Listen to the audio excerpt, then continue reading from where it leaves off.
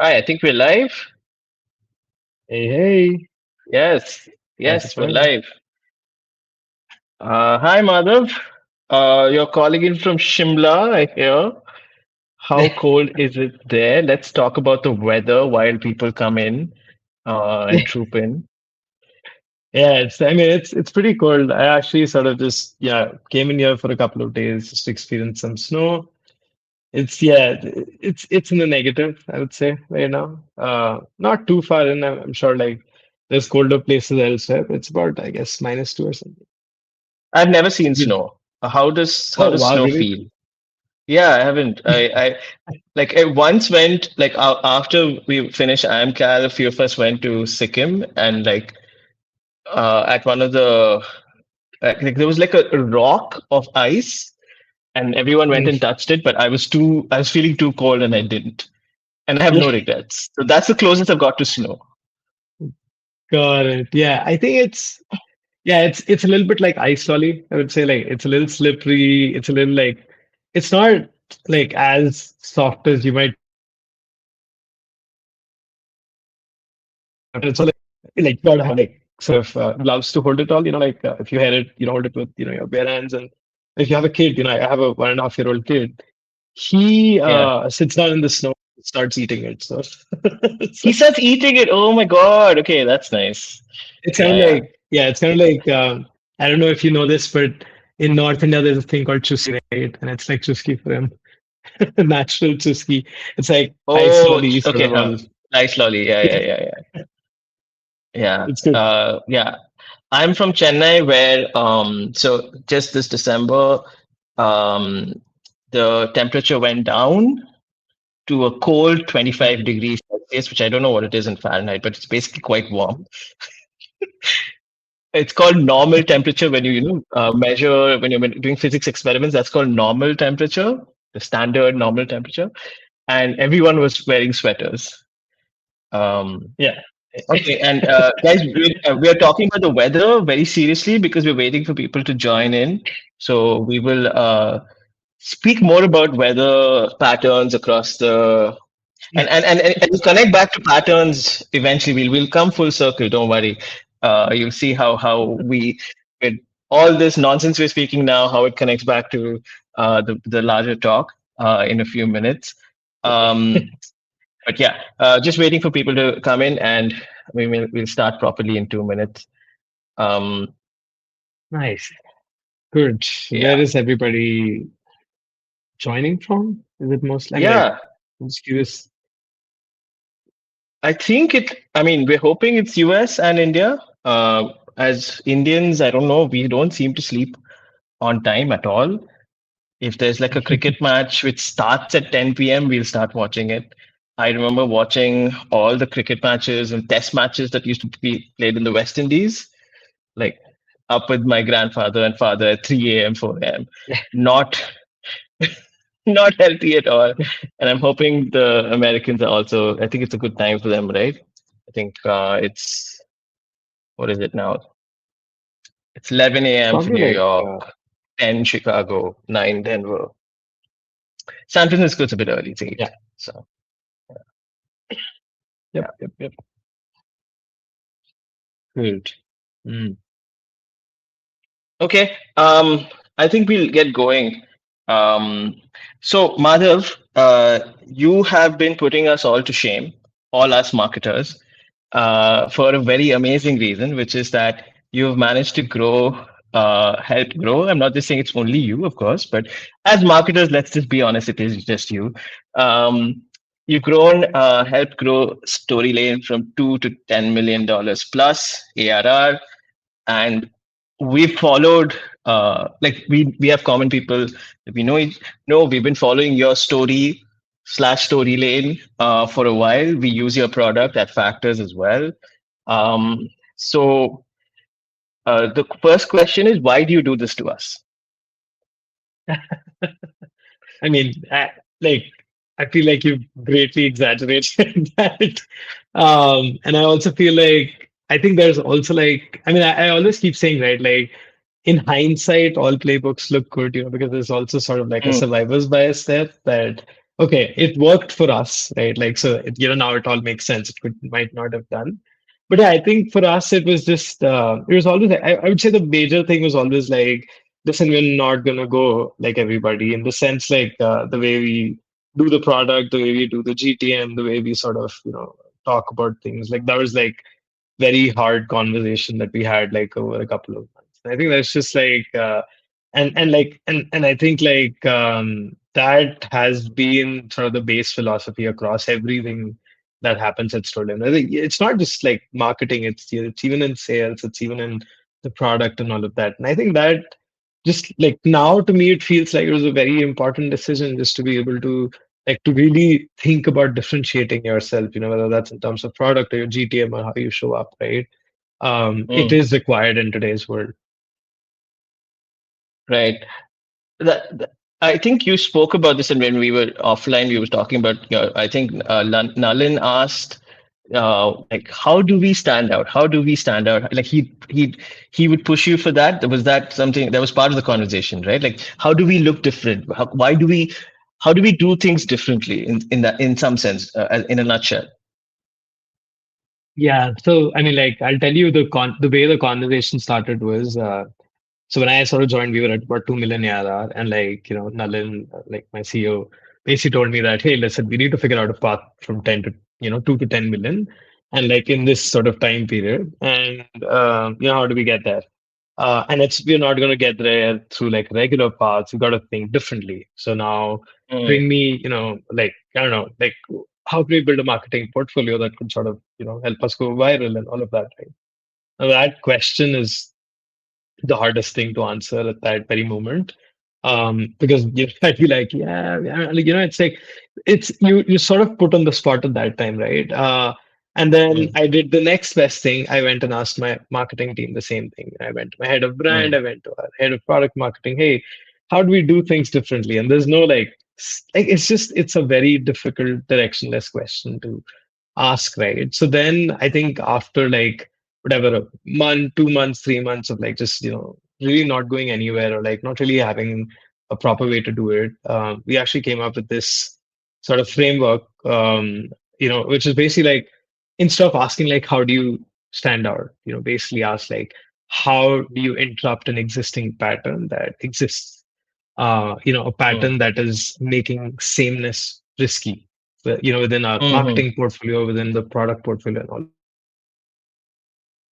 Right. That's a very And interesting that was like way of. sort of a very Yeah. eye-opening moment because it was like, yeah, it's a very direction oriented question. Like in the sense, like if I ask the same thing to somebody in my product marketing team or brand, whatever, right? Like they can just go and like come back in like a week with like certain sort of uh, ideas, right? Because it's like, okay, these are the patterns and these are the interruptions we're thinking versus, okay, just come up with a viral idea. So that was sort of like my way. And that's how we sort of built the portfolio at Sterling. Yeah, I remember. So I ran an agency, and so some of our clients would say, "Hey, Protein, just make us a viral video." And I was like, Uh-huh. "That's not how that works. We can make you good videos if they go viral. Yeah, but like I think you guys figured out something really amazing, and I think so. Let's talk about the macro pattern interruption that's happening now, and then come back to you guys in a little while. So the macro pattern interruption is AI, right? And we are all just being asked, are you AI native? And I'm like, no, I'm from Chennai. So so and obviously AI has a lot of like pluses and minuses, and some of us are using it in our flows, but a lot of companies have come out with products and so on and so forth. Huge number of companies.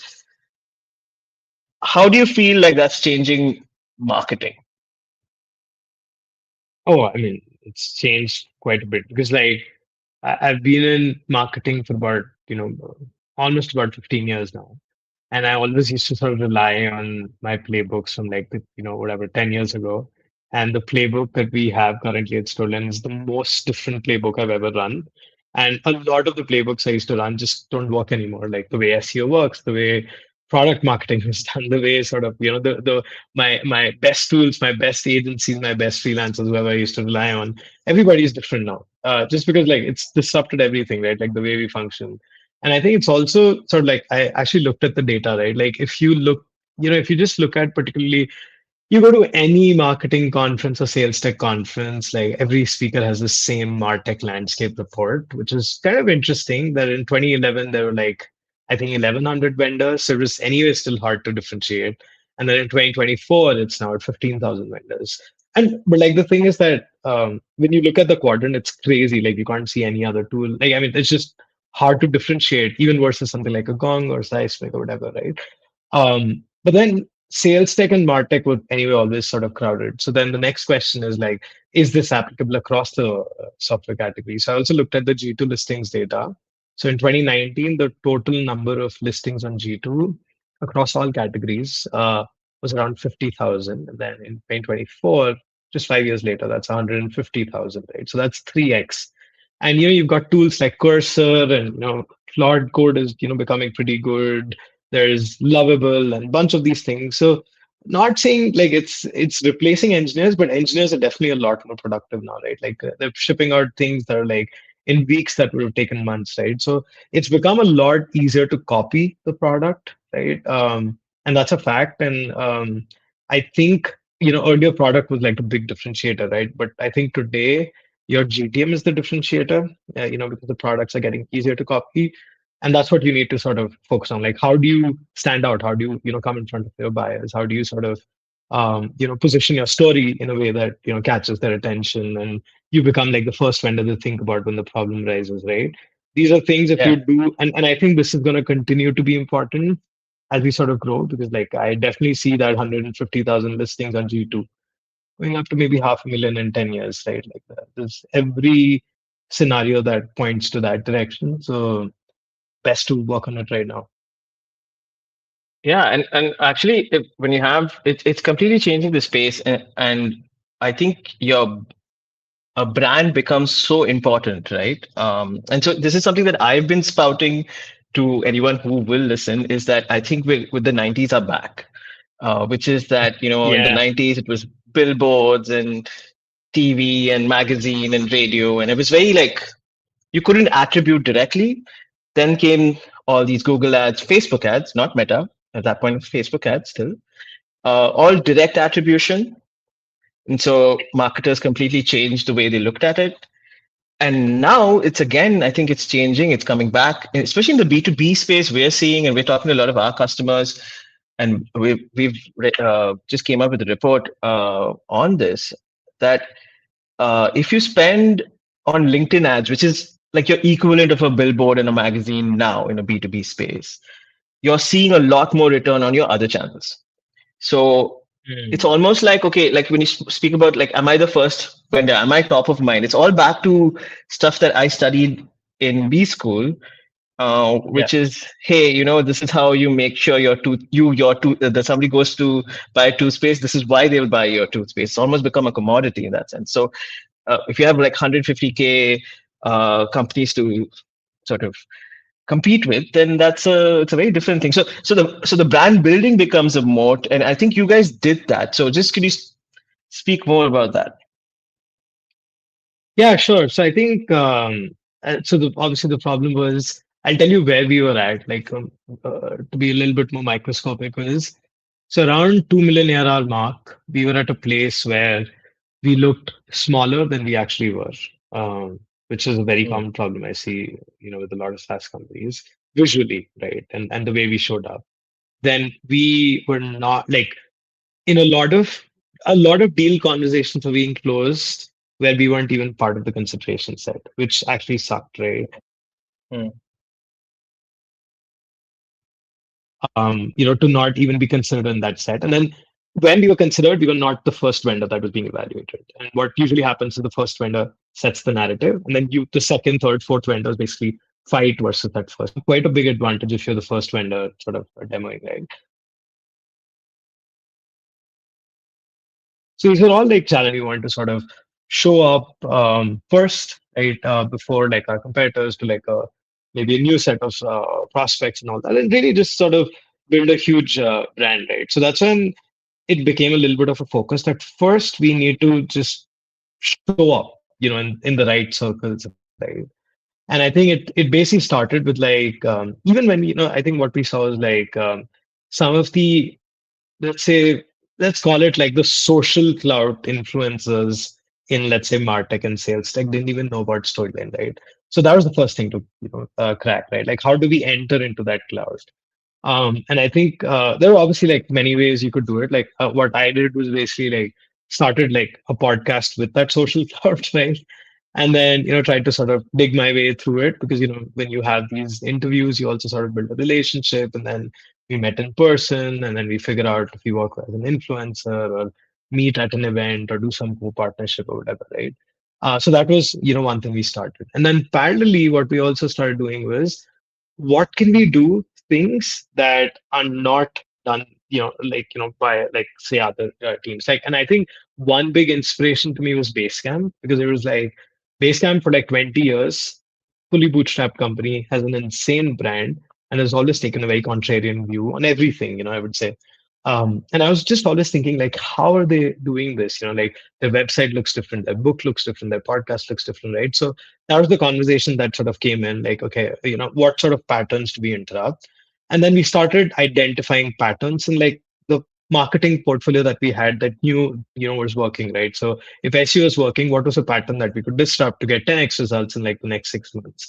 Or let's say in ads, what's a pattern that everybody's following, right? How do we disrupt it, whether that's in terms of creatives or the way we target our audience or which platform we target our audience. And then obviously like brand plays, right? Like which you asked about, right? And I think one big focus was a very focused, I would say focus on focus. That's funny. On Focus, focus. Yeah.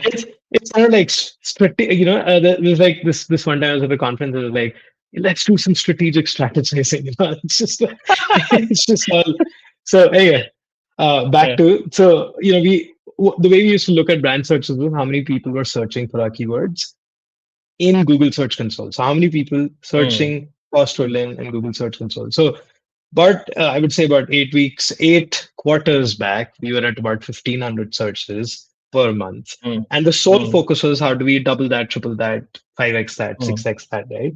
And mm, that could be because of any play that we could do that could just create a lot of wide awareness and create sort of a brand association that it's not just mm. Storylane, it's Storylane is a demo automation software. So those are like the initial sort of seeds, and then we start building campaigns on top of it.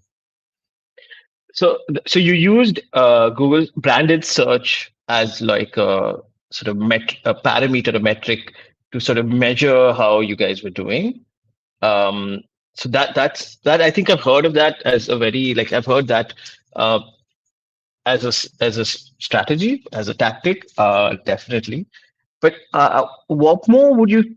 So yes, okay, connecting Storylane with demo automation, sure. But I think like you spoke about Basecamp, they look different, they sound different.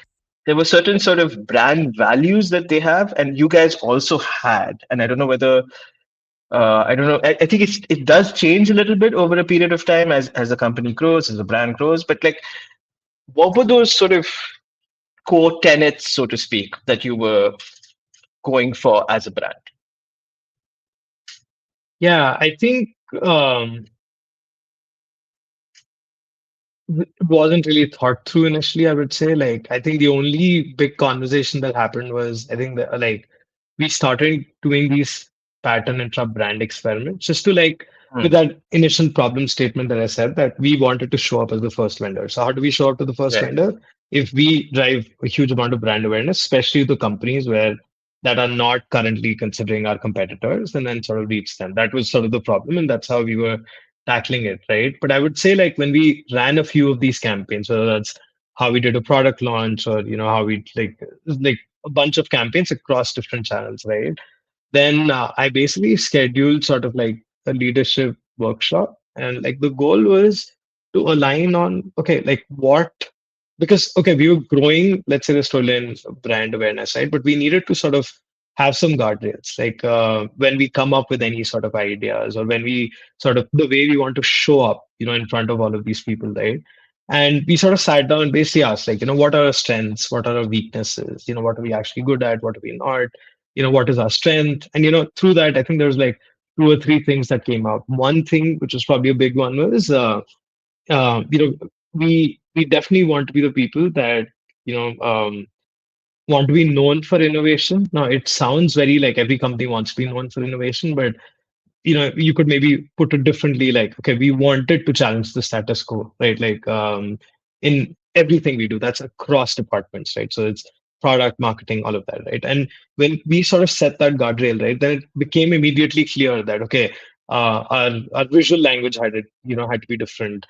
Our new products coming out had to be sort of, we shouldn't have to copy. Like, it has to be like more forward thinking, innovation from that perspective, right? Or the way we do SEO, all of that, right? Like, because and the reason why we came to that was, A, that was our strength, right?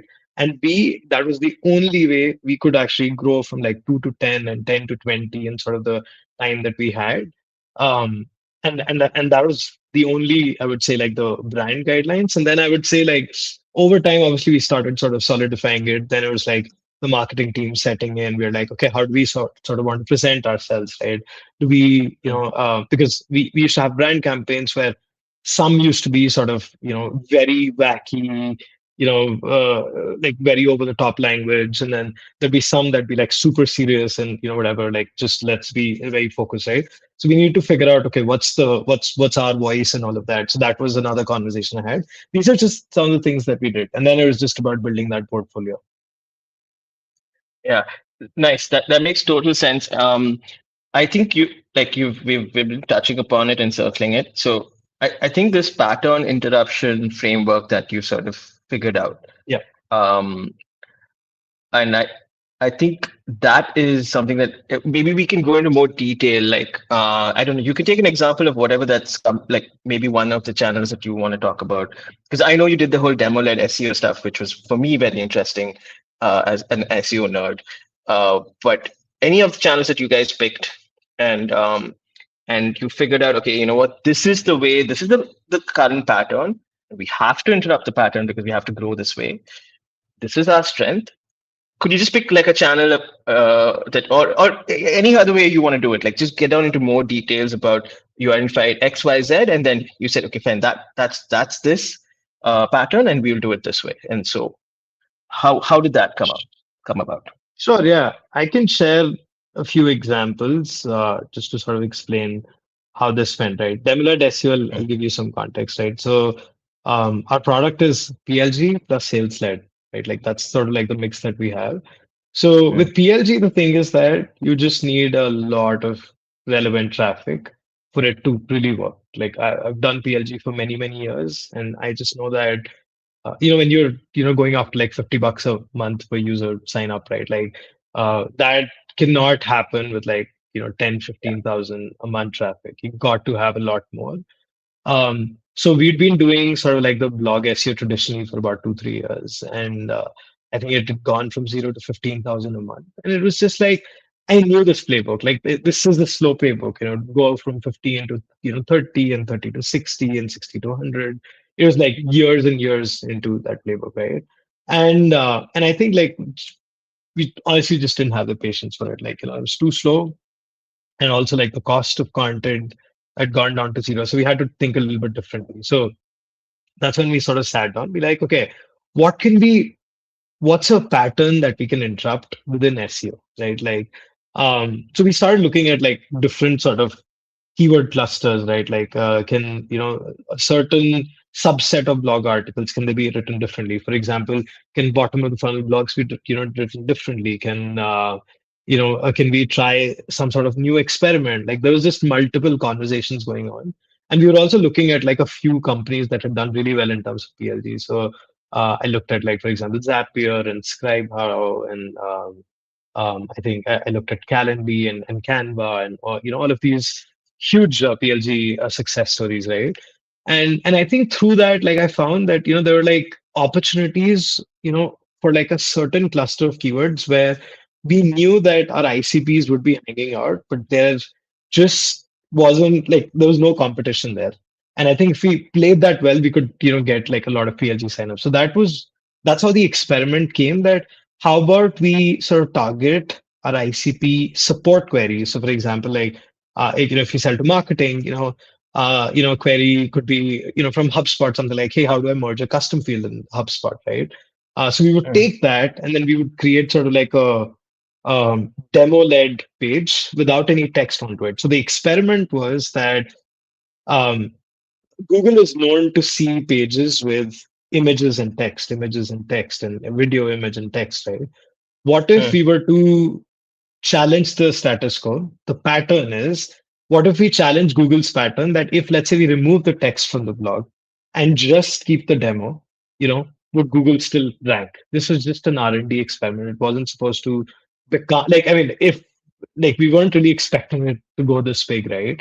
So that's what we did. mm, We tried it with 100 pages, and it just blew up in the sense like 1 out of 5 pages was ranking, in position mm, number one, outranking HubSpot, Salesforce, all of that, right? So that was like one way, right? Like, okay, there's a pattern that every blog follows, right? So how do we mm, interrupt it? And it's an experiment. It'll work, it might not work, but that's the thing, right? Like you do 10 pattern interrupt experiments, one works and covers for like the 10, 11 ones. So that's kind of like the internal philosophy also is, there, like right now also we have like so many pattern, interrupt experiments going on. And I'll share a few more, right?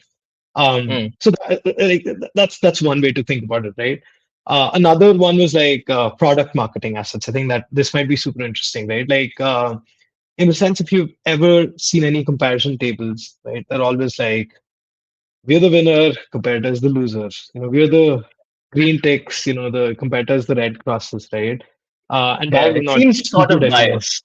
Yeah, kind of It's not biased, sort of some of these. bias. Yeah, Yeah, it's full blown mildly, bias. mildly biased. Yeah. Yeah. Mm, So it's like, how do you, so that's the pattern. Everybody's following a mm, pattern like that. How do you disrupt it? yeah. Right. Like, so, an experiment could be that, how about an unbiased take, just an honest solutions sort of level perspective, right? So that's another thing that we tried, right? Or for example, case studies, right? They're always outcome driven. They're always talking about, hey, with our tool, we got 200% ROI or whatever, like, that's great, but the context matters a lot more. Are you a 50 people company or a 5,000 people company? The outcome percentage then actually carries a very different weight depending on your background story, right? So what we did was we actually restructured our case studies to actually focus on the backstory versus the outcome. So actually from them purchasing our tool to the outcome, what was the behind the scenes on that, right? And we actually packaged it into, like, case studies are usually known to be like very sort of, yeah, just not the most interesting content format. So we were like, okay, let's disrupt it. So what we did was we basically uh, converted into sort of like a kitchen recipe. So it was called Demo Kitchen, and basically like we matched assets for it. And actually here AI is pretty helpful. So if you come up with a Mm, creative idea, like AI can sort of figure out how to structure certain things there, like give you ideas, help you brainstorm. So that was sort of another interrupt, right? Another one that we had was at events, right? Like we were at events where like some of the biggest sales tech martech companies were there. So how do we stand out, right?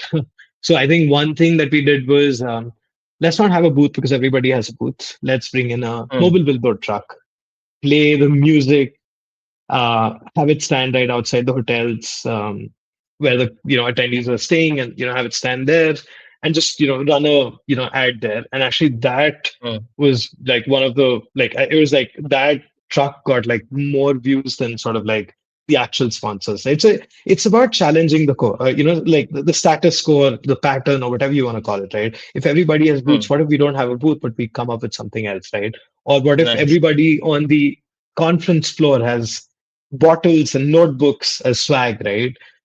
Maybe that's a pattern, and maybe it's time to disrupt it. Like, I don't know, bring a plushie, or bring something that's completely unexpected. I Hmm. don't know, honey. It's just Yeah. it's things like that that sort of help you differentiate on almost like a repeatable basis. It seems to be like a philosophical thing, which, like you're saying, you spoke about it, that it's not just in marketing, across all your verticals or product and so on and so forth. Everyone seems to be, it's a company philosophy to be breaking patterns and trying to do that, which is amazing. I'm just going to, like, for example, in my case, historically, what I've done is I've said, and this is probably doesn't work anymore, but what I've said is that, hey, there are a set of things that we should be doing. And like, there are a set of channels that there's some things that have always worked. Let's get to that basic minimum and then start the experiments, right? Um, but Hmm. and that was just I'm too traditional, I'm far too old. Whereas you guys have just been like, no, fine, we'll pick all these traditional channels, but we won't do any of them the traditional way. Was it? And you had buy-in completely from all the leadership and like so. How did that come about? And was there any conversation that no, we need to do some things like regularly? I mean, there are some things that we do regularly the way they are, in the sense like a product change log, or sort of, like there are certain things for sure, like the website has a pricing page like everything else. We're not like the perfect sort of thing. I don't think there's pattern interrupts and everything. It's only in places where, for example, a campaign was not doing well, right? Or was Hmm, hmm, flatlining, right? And we needed a change there. So, for example, blog hmm, SEO is one, right? Like it was too slow. hmm, So we needed to hmm. make the campaign better. So you could do all the optimizations, blog SEO, you will not make the campaign sort of better, right? And Yeah. or like maybe have like 5 or 10% increment on top of it. But if you want to like just change the whole thing, you got to sort of, okay, think of it like fundamentally how the pattern works and all that, right? But also, I'll tell you like one thing that uh, somebody gave me this advice, which resonated really hard with me, which is when you're building or like focusing on your GTM, right? Like you got to think of it like, like I'm in the business of selling Storyline, right? Like I'm in the Storyline Hmm, business. hmm, Nothing else matters, right? Like what's hmm, working for everybody, I'm not gonna listen to that. What's working, like I'm hmm, gonna take inspiration, I'm gonna hear about it, but hmm, I'm not gonna be influenced by that. I'm in the hmm, business. I'm in the business of selling to Storyline customers. I'm in the business of sort of making sort of like the Storyline GTM better. So if you focus on that, right, I think then the traditional playbooks is not the way you think about it. I think it's more about like what works for us in our scenario, in our revenue scale, in our sort of current circumstances and the problems that we're facing, right? So, and then hmm, when somebody sees it from an outside perspective, then they start thinking, oh, these guys did things differently and all that. And that's actually interesting thing is I've realized now that a lot hmm. of these things look very different for like somebody doing another GTM, but like internally it's like we didn't even realize this. Like it was just like, okay, these are the problems, these are the solutions, these are the problems, these are the solutions. That's how we were sort of working towards. No, I think that's actually beautifully put. Because it may be it's even more traditional than what I was saying. Like it's actually working from first principles. It's saying, hey, this is my product, this is my customer. I don't give a shit about anybody else. I just need to talk to these people and sell to these people. What can I do there? And that's it. And ignoring the rest of the noise. But also, I mean, like you said before, you also balance that with an analysis of what is happening right now and saying, okay, how can we break this? So there was both of the things were happening, and I think that's really, really, really clever. So you've been writing more. I mean, mean, you've spoken about that. I think you've posted about it on your LinkedIn, and I've liked it. And if there's a pre-order, sign me up. But basically, you've been writing a book on pattern interruption, and um, and not just about pattern interruption in general, but like how to do it. Like I think like it's almost I'm hoping it's going to coach people like me, and I can then go to my founders and be like, hey, I'm just following this. I don't have to interrupt the patterns. I just need to follow what Madhav said. So tell me more about that. Like what are you thinking about? How would you how do you even write a book on something like this? Yeah, that's so yeah, I appreciate that, and thank you for all of the sort of introduction on the book. I appreciate that. So I think the way it started was, Hey, it was very subtle. Hey. so But I think for us, it was very similar to like the conversation that we're having, right? And Yeah. like, I just realized that we're doing something different, right? And Mm, there has to be like, like internally, didn't really feel as much as how the external world was telling. So then we were like, okay, we're doing something different. And I also, when I see this playbook versus all of the previous playbooks I've run, it's very different, right? So I got to now mm, analyze it, right? And then I sort of sat down, and then we are like, oh, this is actually, like the whole pattern interrupt framework is actually sort of fitting in really well here. And then I also realized like a lot of like the marketing books, and especially like how to stand out books, right? Most of them are very, very academic or sort of built for very large sort of companies, right? And also have like these really massive frameworks to, sort of implement it, to go into mm, detail, right? Like didn't have to do that. Like I could literally explain our framework as a blog post and be done mm, with it, right? Like, mm, so that's what sort of led me to it. And then I got an opportunity to present this framework at a conference called HF's Evolve, which happened in San Diego like last year. And then mm, while I was working on the deck, I'm like, okay, this is interesting. This is something that could actually become a book, because I just realized that 30 minutes was just not enough to, sort of give the framework away. So then I just sort of started while I was compiling the deck, I just started sort of compiling everything. I use a tool called Whisper Flow. So I just basically, it's yes, like a yes, voice. we're all fans of Whisperflow. Yeah, yeah. Yeah, At it's Factors, and amazing. yeah, nobody chats anymore. Everyone's just we're back to talking Just using like in Whisper. the 90s. Exactly. Exactly. Yeah. And the way you said cool is KEWL, like that's how it's picking it up. But yeah, so Whisper Flow is something I used, in my conference travels and everything. I was just writing the book. And the way the framework came to be was basically like for pattern interruption, the way I put it is it's a four-step framework. They Mm, all are. So it's called pipe, and it starts with the first is identifying the pattern, right? So calling out the pattern, and that's actually the biggest mm, one. That's the most difficult one, to know that mm, are you in a pattern, right? So mm, a lot of times what happens is there are things that are happening in your GTM that just continue to happen. So, for example, you might have a podcast that's been going on for 3 years. Why? mm, Like why? Just mm, because it's been there, whatever. It might be getting like maybe 20 or 30 listeners, right? So the question is, why can't podcasts be run as seasons versus sort of like, I don't know, a 500 episode run or whatever, like why mm, not mm, just run a first season, do your best to sort of have it work really well, and then sort of see if the market mm, wants it, and then bring it back it for for a second reason, for a mm, second season, versus sort of going it dry, right? So it's identifying patterns, like literally reviewing a portfolio, looking at campaigns or channels that are not working, and then trying to identify what pattern are we stuck in. Then the mm, second mm. is finding the creative interrupt. So how do we interrupt it now?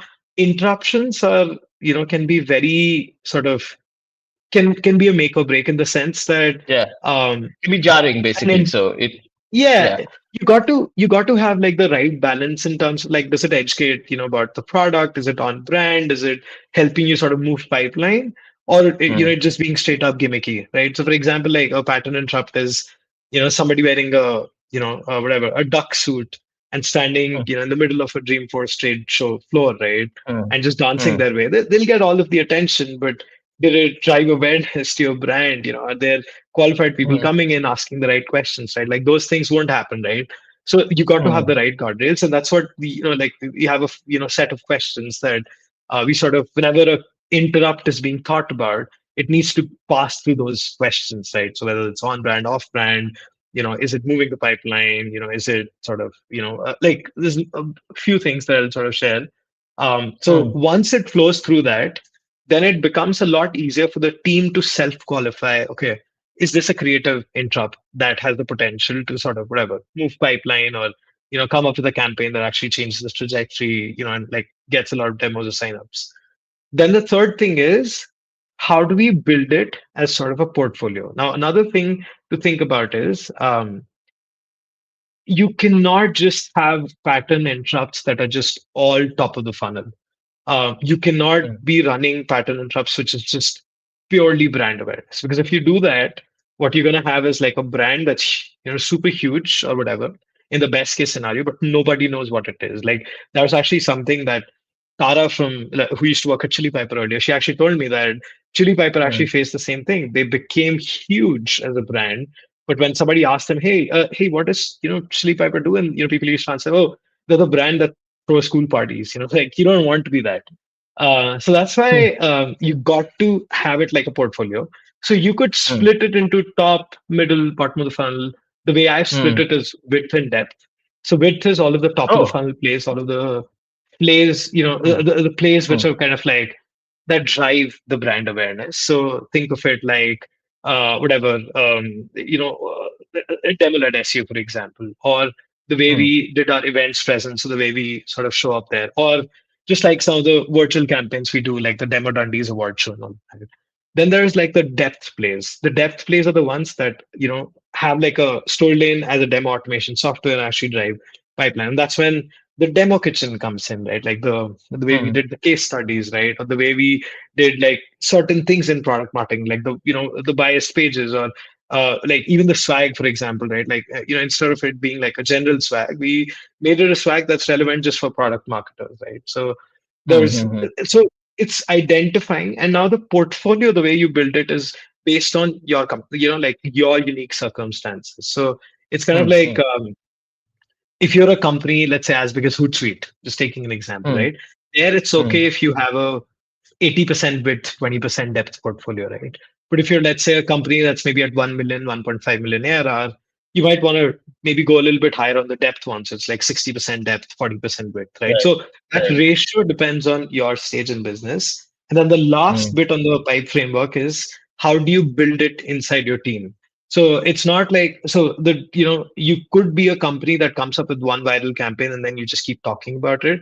That's what, like, it's kind of like if you're in music business, it's like you're either a one hit wonder like a Mike Posner who did like I took a pill in Ibiza, or you mm, could be the Taylor Swift or Coldplay that have been doing mm, like greatest hits and whatever, right? So the difference is mm, basically like how do you keep coming up with pattern trap campaigns every quarter, right? Like, and not be mm, the mm, mm. brand that just comes up once, right? So the way we do that right Yeah. now is so every quarter, I basically get my entire marketing team together in sort of like a boardroom, and we call that the lock-in. So it's literally 3 days, almost locked in. I'm not forcefully locking in anybody, just FYI, don't put me to jail. But they're all I in know some there. people in your team. I can ask them. Yeah. Yeah, but and I think the way those workshop days basically go is like we'll first go through the quarterly plan, then we'll audit it. Okay, like okay, what are campaigns that are not running, and then Mm, everybody in the marketing team's gonna sort of take a stab at like okay, the campaigns that are not working, what are the patterns are we following, and what could be the mm, creative interruption from it. And it's interesting because people from different perspectives give such a good interruption idea. Like somebody from yeah. brand might give a great interruption idea to an SDR, right? Or somebody, Mm, from SDR could give a great idea to the ads team or whatever, like that cross pollination works really well. And the goal out of that lock in workshop is that we come back with like the next set of pattern interrupts we do for the next quarter. So that's basically the whole system. And I've put that into a book, which is not like a academic literature, but it's more like, okay, a 50-70 page thing that you can just sort of go through and like, read it in an afternoon and just like deeply think about okay. uh, how you sort of structure your marketing. Nice. Does it have drawings and pictures? Because I like my books to have drawings and pictures. I mean, that's what yeah, I would say like, I'm not a big diagrams person, but yeah, maybe, I don't know. It's still in production, I would say at this point. Okay. So, what does it stand for again? So, PIP, is that an acronym that you come up Yeah. with? Yeah, Yeah, you need to come up with an acronym, right? It needs to make of course. sense. It needs to look impressive. So, no, but it's basically like the P stands for pattern identification, the I stands for Okay. interrupt guardrails, Then the P stands for portfolio engine, and then the last bit, which is E, is the execution, how you do the execution with the team and all of that. Okay. All right. Okay. Yeah, I feel like the first doing a lot of lifting in the acronym, but yeah, no, you're right. You have to have an acronym. Like so, for example, right now we did a redesign of our brand, and I want to do another one. Like at least I want to update the homepage, and so we are studying like our competitors and just seeing what's out there and seeing how we can look and sound different. Is that something you guys have done? Like, would you look at other people's websites? Like, what's your process around that? yeah, I love that question because I think visual pattern interrupts is such a big one to think about because pattern interrupts is not just campaign level. It's also like your messaging, your tone, your visual, your emotional pattern. Yeah. Like even emotional in the sense like I keep telling everybody, like in AI, everybody's naming their products like these Mindy and Lindy and Ollie and all of these people, but they don't mean anything, So people will sort of Mm, it'll just be an army of human names, but like nobody knows what they mean, right? And that's already mm, become a mm, pattern right now, right? So when you come mm, back to visual, so yeah, for us it was like the problem was we were looking smaller than we actually were. And then I think if you mm, look at most SaaS companies, they have the same layout, the same sort of color schemes. People love blue. People love using what do you call gradient, shades like this. I don't know. There's just like a lot of usage of these things in B2B, and it's become a pattern, right? So we started looking at mm, okay, what are colors within our logo or like adjacent mm, colors that we could sort of bring in as prominent that could basically if somebody lands on a website they're like, oh, I'm going to remember these guys, like. And there are a mm, few examples that we saw, right? Like one company like I can definitely call out is Commerce, right? I don't know if you've heard of them. If you go to their mm, homepage or website, like I mean, there's no chance you won't remember it, right? Same thing if you go to on the Basecamp's website, right? And somewhere yeah. the color scheme matters and somewhere the structure matters and the way the website is designed. So yeah, we worked on it. We Mm, it's a tricky balance to get, like how do you be as sort of bold, on the face, but also like mm, not sort of come across as like I don't know what do you call, like immature in front of mid-market enterprise teams. So that balance is hard to get. But I think we yeah. we did that whole website rebrand. And what's an interesting one was I think my expectation is that if you, I guess, have the same conversions as the previous website, that's amazing. In the sense like that. I mean, in the sense like nothing changed as such, which is Mm, good. So like it mm, didn't really matter, right? But to see an improvement is amazing. And I think we saw like we looked at the data. So we are also factors customers, and we looked at the data in there. So we yeah. were, I think, roughly at about 1.6% at conversion rate pre rebrand, and then once you did that, I think it's now at about 2.6%, which is Mm, yeah, and a it's like huge 40, difference. 50% raise. Yeah. It works, Yeah. right? And it was like it was really happy. But then Winter did a survey. Winter is like this B2B Mm, messaging testing platform. They did a survey, and they actually awarded us as like the best website and demo automation and all of that, right? So that's when then we realized, oh, really? Okay, now again, this whole pattern interrupt framework and the visual branding actually made a big difference, right? Like, while internally we didn't feel that way, externally we got all mm. this validation. So, yeah, that's how I would say. Yeah. Yeah, I'm so glad I spoke to you today because we were just coming up with a bunch of names for like there's an AI chatbot inside our not just it does a lot of stuff. It's very powerful actually inside Factors, and we want to launch it soon and things like that. So we're coming up with names, and some of the names were human names that we came up with. But yeah, I think we should pattern interrupt and call it some shit like that. There's no way you're forgetting that, right? Some, those, yeah, any Futurama fans may note that, I've sort of taken from there. So yeah, uh, uh, Madhav, this has been amazing. I think what I thought we could do is we'll just see if there are some questions.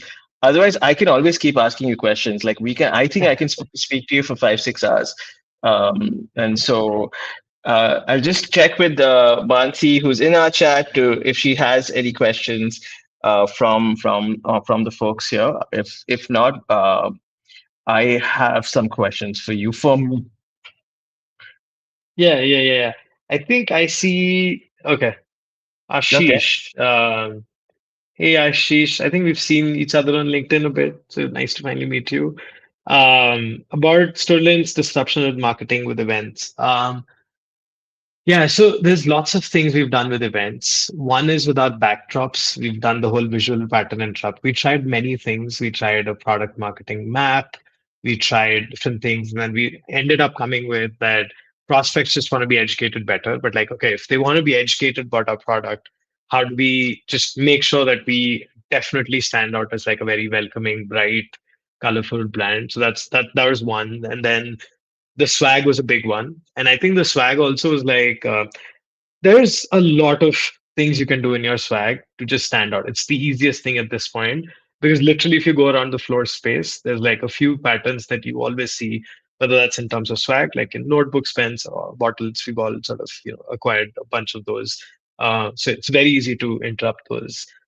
Even in terms of like the way the booths are presented, right? Like you'll always have people with like these flyers and like account execs sort of sitting and like huge sort of backgrounds where what you've not explored is like maybe have like on your TV screen or like a QR code which actually links to your sort of product interactive demo, like that's an interrupt, like get people that, for example, product in your sort of mobile hands or whatever, right? And that's another interrupt, right? Or another interrupt in the event scene is like okay, how do you sort of host the side events, right? So mostly, usually you see is like these roundtable dinners, like, and we still do a few of these, and it's like 20 like leadership executives. But I can tell you this for a fact that's become a pattern at this point. Everybody's following those leadership dinners. There's so many that like people just don't show up for these dinners anymore. So yeah, so we've done a few different ones. We've done like this huge happy hour where we literally just like I think got like a bunch of like these different activations. At this one point, we had like this whole Julius Caesar showing up, having taking selfies and giving Julius Caesar themed flyers and all of that, right? Once we did like a gaming arena and just tried to keep it a little bit casual so we could have like some one-on-one conversation. So it's really just about thinking how you do those differently. Now you're thinking about doing like breakfast and paddleboard or something like those kind of things. There's a bunch of things you can do on the website. Pickleball as well. Like, would you get all Yeah, these yeah. Oh, execs to do? pickleball is for sure. Actually, I meant pickleball. Paddleboard is on the river, right? I think there's another word for pickleball in the US, which is called uh I don't know, I forgot it. Something like paddle or something. Okay, Yeah, okay. All right. yeah. All right. Next We have question, quite a few questions Mansi. actually now. Yeah, yeah. Okay, I think it's Tanay who basically says Martha mentions two brands. One was Basecamp. What was the other one? Hmm. Um, I mean, like, I can't remember what were the brands, but I can tell you Basecamp is a great one. Um, I actually hadn't heard of Commissar. the name. It is Commissar. How do you spell that?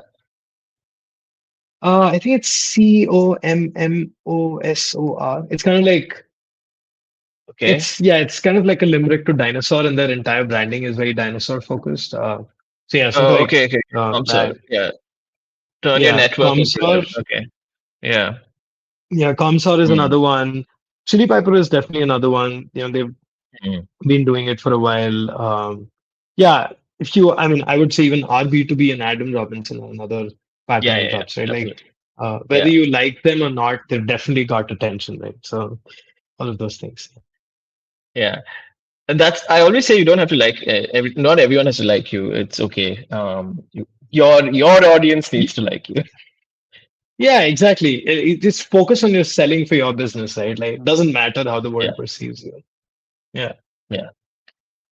Okay. When's the book coming out? So it's in production right now. I submitted the draft about 2 weeks back, working on the cover and everything. I would say it's probably around first week of March, and then we're gonna give those copies away at like the events that we are at, but also sort of gonna put it on Amazon and all of the stores. So again, like if you want to know when it's out, we don't have a pre-order link or anything right now. just follow me on LinkedIn, and you'll hear from me. How much is it gonna cost, man? You're charging like Man. $5,000 per book? No, I think it's gonna be it's got to be very. I think it's the goal is not at all to make money out of it. It's I just know, I know. but you got to sort of have like some value attached to it, right? Like so that people don't throw Mm, it away just for the sake of it. So I don't know. yeah. I haven't decided, but could be like with $10 or something. Yeah. No, right. Okay, okay. If you had to restart at 1 million today, what would you not do again on the path to 10 million? This is a very Could difficult I? Would it? question. Yeah. Would I? Yeah. Can I also caveat that? I don't know if Prithvi will appreciate that, but like today, especially, so in the AI ecosystem, it's a very different ball game to do your pattern interruption from 1 million, right? So I don't Yeah. know. I think it's a difficult one because when I sort of think about it, like again, survivor's bias, but like it's just all of the things we did got us to where we are, right? So it's hard to sort of think about what we couldn't do. But I think a few things were definitely one was like in the initial sort of I would say phase, I was looking at okay, so hear me out. Like I think one is looking up to somebody, right? Like for example, like okay, taking inspiration that or it's not even taking inspiration. It's more like, okay, how can we be like them is not a great playbook to follow.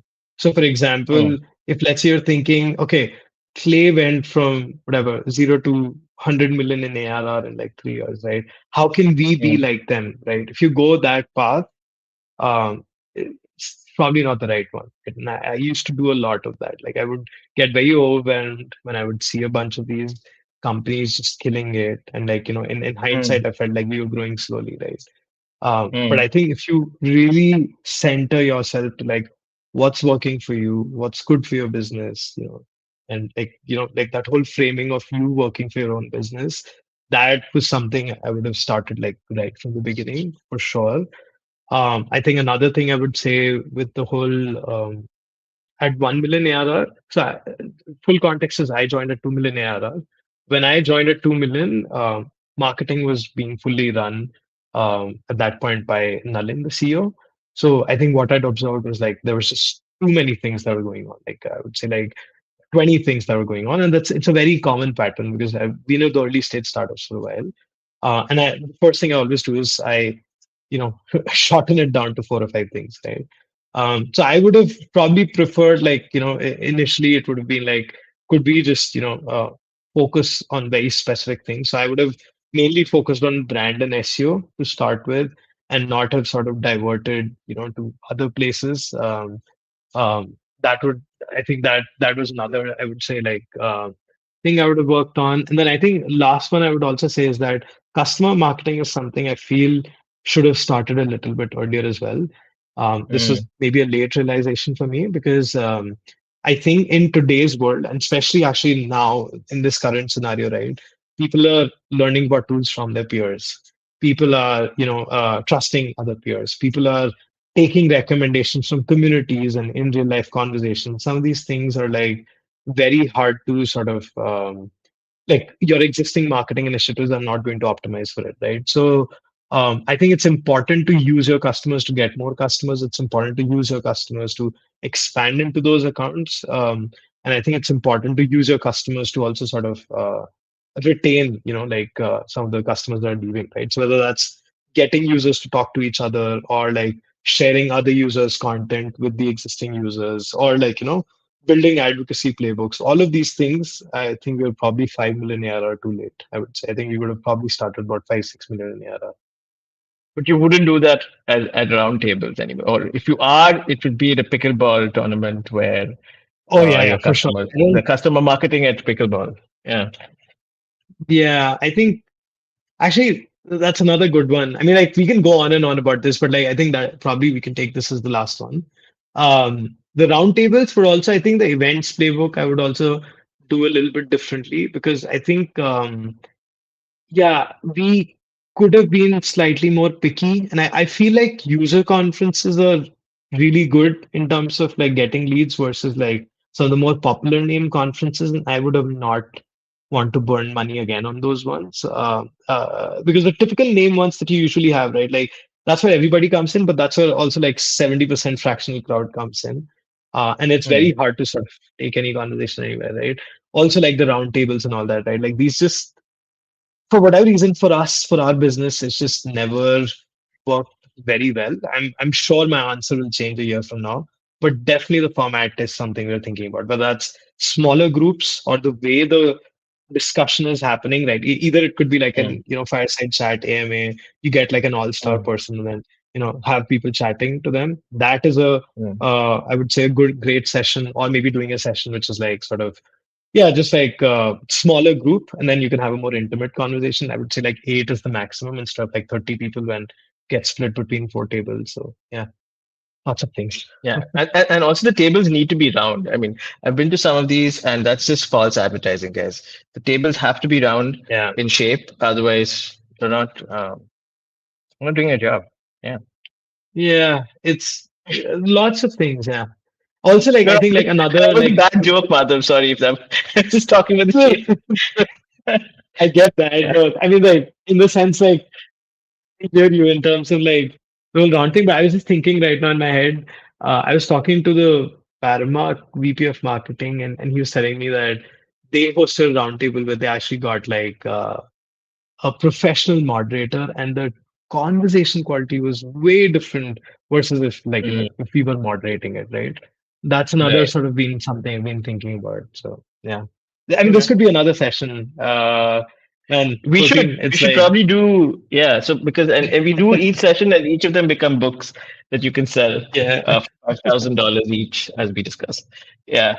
Madhav, it's been great. I see there are a few more questions, but I think we've run out of time. Hmm. What we'll do is we will be putting this up so people can access it, and maybe it'll be on on the LinkedIn somewhere, I'm sure, and we can have comments there. And Madhav, whenever you get time, you can answer them there if you have, or I'll answer as you, and pretend to be you, and so somehow it'll get answered, whether correctly or wrongly. But this was good. I like you said, we should do more of this. I want to meet you in person one day. That would be amazing, and we should chat more. And congrats on all of this entire journey. This is I think it's I learned a lot. It's like, hey, don't look at others, look at yourself. That's it's nice to be reminded of that. And I'm sure it was a very good session for people who tuned in. Great.